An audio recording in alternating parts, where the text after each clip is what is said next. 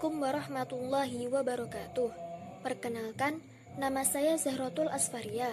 Di sini saya akan menjelaskan mengenai kedudukan ilmu dalam Islam. Islam, sebagaimana dijelaskan dalam puluhan ayat Al-Quran, mendudukkan ilmu dan para ilmuwan di tempat yang terhormat. Ini tidak terlepas dengan fungsi dan peran ilmu. Ilmu jelas merupakan modal dasar bagi seseorang dalam memahami berbagai hal baik terkait urusan duniawi maupun urusan ukhrawi. Salah satu bukti nyata kemuliaan ilmu dalam Islam adalah ayat yang pertama diturunkan oleh Allah kepada Nabi Muhammad berhubungan dengan ilmu. Allah Subhanahu wa Ta'ala berfirman, "Bacalah, dan Tuhanmulah yang Maha Pemurah, yang mengajarkan manusia dengan perantara kolam atau pena, dan Dia mengajarkan kepada kita manusia apa yang tidak diketahuinya." Dengan demikian, terbuktilah bahwa Islam memberi perhatian yang luar biasa agar para ilmuwan bisa berprestasi. Bahkan, Al-Quran sendiri, menurut sebagian para ahli, mampu menguatkan memori hafalan, menambah kecerdasan, dan sistematika retorika. Al-Quran mampu membebaskan ketegangan jiwa. Sekadar bukti, di beberapa negara Timur Tengah, sebagian besar anak didik yang berprestasi adalah mereka yang menghafalkan Al-Quran dan selalu mengamalkan sunnah Nabi. Mungkin penting juga bila model pembelajaran seperti ini dipraktekkan di negara kita secara bertahap. Assalamualaikum warahmatullahi wabarakatuh. Saya Mayada Widiawati.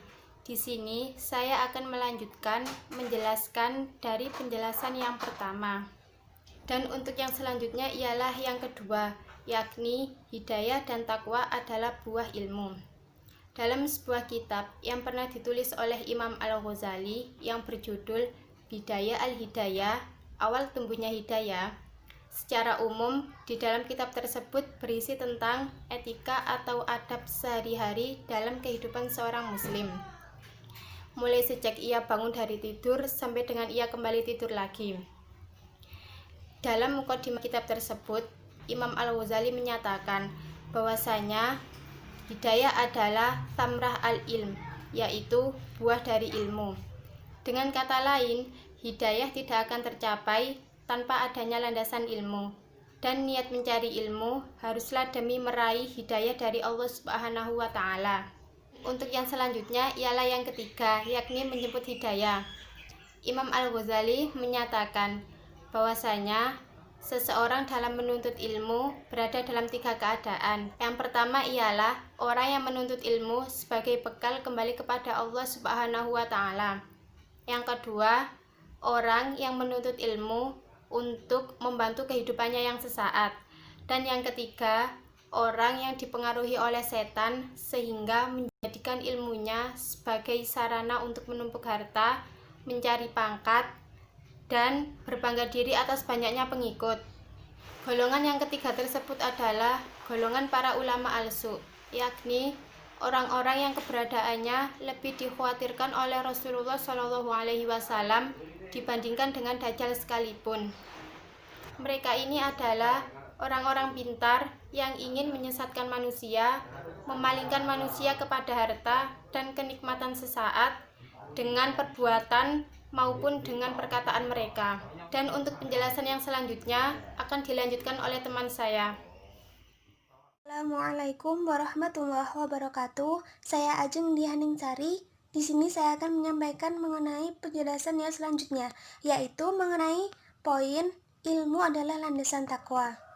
Di dalam kitab Ta'lim Al-Muta'alim, Al-Zarruji menulis bahwa kemuliaan ilmu semata-mata karena ia merupakan perantara menuju takwa, di mana dengannya manusia memperoleh kemuliaan di sisi Allah dan kebahagiaan abadi. Kemudian Ibnu Rajab Al-Hambali pun juga berkata, dasar takwa adalah hendaknya hamba mengetahui yang harus dijaga, kemudian dia menjaga diri. Dan barang siapa menempuh suatu jalan yang dikiranya jalan ke surga tanpa dasar ilmu, maka benar-benar telah menempuh jalan yang paling sukar dan paling berat, dan tidak menyampaikan kepada tujuan dengan kesukaran dan beratnya itu. Lalu Imam Asy-Syafi'i pun dalam kitab Al-Risalah berkata, adalah hak bagi seorang pencari ilmu untuk mencapai puncak kesungguhannya dalam memperbanyak ilmu. Bersabar menghadapi rintangan yang menjauhkannya dari mencari ilmu, mengikhlaskan niat kepada Allah dalam mendapatkan ilmu, baik secara tekstual atau hafalan, maupun dengan penyimpulan atau analisis, serta berharap kepada pertolongan Allah di dalamnya, karena tidak ada yang memperoleh kebaikan kecuali dengan pertolongannya. Assalamualaikum warahmatullahi wabarakatuh.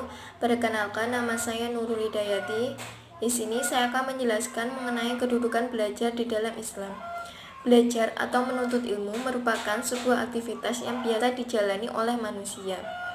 Ilmu pengetahuan merupakan sesuatu yang akan diperoleh tidak lain dari proses yang namanya belajar. Belajar sendiri merupakan aktivitas yang amat penting karena menjadi dasar bagi seseorang yang tidak tahu menjadi tahu. Kedudukan belajar dalam Islam amatlah penting sebab menuntut ilmu atau belajar merupakan kewajiban umat Islam, baik muslimin maupun muslimat, seperti dalam hadis berikut ini.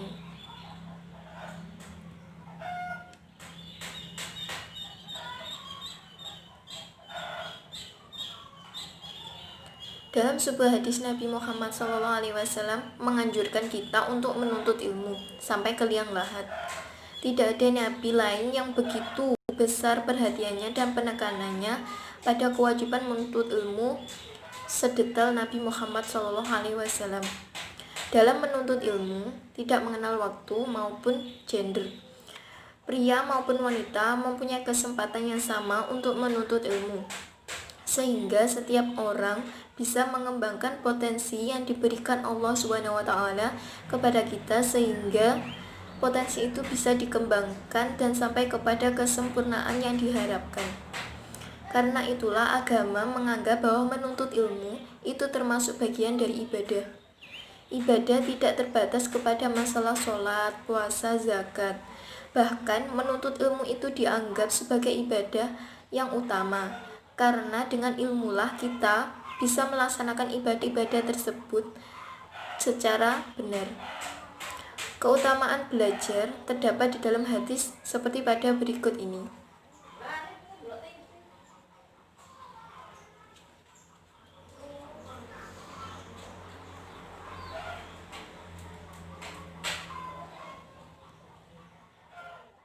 Pentingnya mencari ilmu bagi pria maupun wanita seperti yang diperintahkan Allah dan Rasul-Nya di dalam Al-Quran dan Sunnah.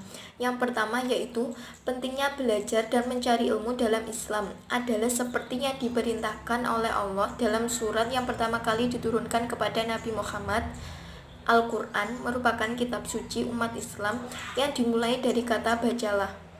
Jika diurutkan dari 5 ayat awal itu, maka kita akan mendapati kata bacalah, mengajar, dan kalam. Maka akan terlihat betapa pentingnya membaca, belajar, dan mengajar. Nabi Muhammad SAW mewajibkan kepada setiap muslim baik laki-laki maupun perempuan untuk memperoleh pengetahuan.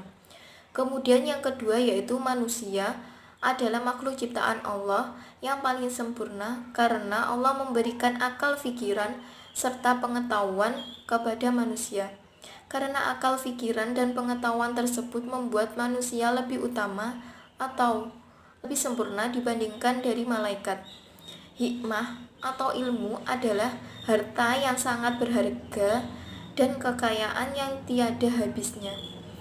Allah menganugerahkan al-hikmah atau kefahaman yang dalam mengenai Al-Quran dan Sunnah kepada siapa saja yang dikehendakinya. Kemudian yang ketiga yaitu Islam begitu menekankan betapa pentingnya pendidikan itu, seperti yang terdapat di dalam Quran surat At-Taubah ayat 122 seperti berikut ini. Artinya, tidak sepatutnya bagi mukminin itu pergi semuanya ke medan perang. Mengapa tidak pergi dari tiap-tiap golongan di antara mereka beberapa orang untuk memperdalam pengetahuan mereka tentang agama dan untuk memberi peringatan kepada kaumnya apabila mereka telah kembali kepadanya, supaya mereka itu dapat menjaga dirinya. Jihad merupakan kewajiban bagi laki-laki dewasa ketika keamanan Islam dalam bahaya. Bahkan dalam keadaan darurat dan kritis, kewajiban untuk belajar itu tetap dan tidak hilang. Orang-orang beriman diserukan agar jangan semua di antara mereka itu pergi berjihad ke medan perang. Akan lebih baik jika mereka menyisakan sebagian lagi untuk belajar agama, sehingga mereka memiliki kemampuan untuk mengajar nantinya.